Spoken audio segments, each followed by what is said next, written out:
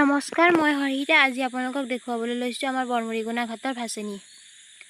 এতিয়া আমি যাই আছোঁ ভাচনি চাবলৈ। আজি বহুতেই ভিৰ হৈছে আমাৰ ইয়াতে। এয়া আপোনালোকক দেখুৱাইছোঁ আমাৰ ইয়াৰে পৰিৱেশ।